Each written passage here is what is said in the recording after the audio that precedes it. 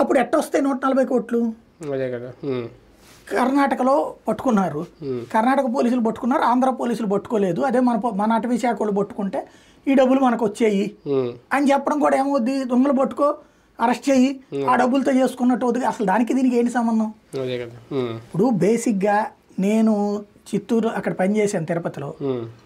నేను ఆ స్మగ్లర్లకు సంబంధించినటువంటి బ్యాచ్లది ఎట్లుంటుందంటే అక్కడ 3 రాష్ట్రాల సరిహద్దు. పోలీసులకు వణుకు, అటవీ శాఖకు వణుకు, మామూలు వణుకు కాదు. నేను ఆ టైంలో అక్కడ నాటు తుపాకులు కూడా తయారు చేస్తారు తెలుసా.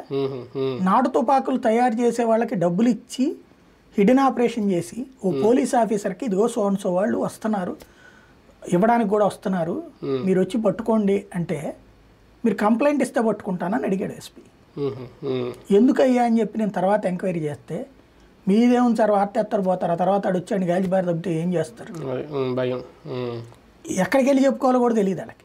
పోలీసు అటవీ శాఖ వాళ్ళు అక్కడ చేయకపోవడానికి కారణం అది.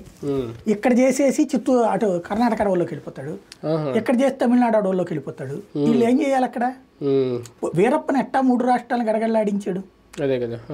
2 రాష్ట్రాలకి మెయిన్ కర్ణాటక, తమిళనాడు. ఎందుకని?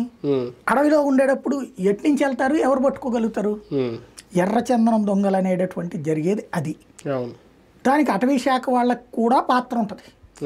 వాళ్ళకి తెలియదా ఎక్కడ ఉన్నాయో? సీసీ క్యామ్స్ ఎందుకు అడవంతా పెట్టరు? ఎందుకు లెక్క చెక్ చేసుకోరు?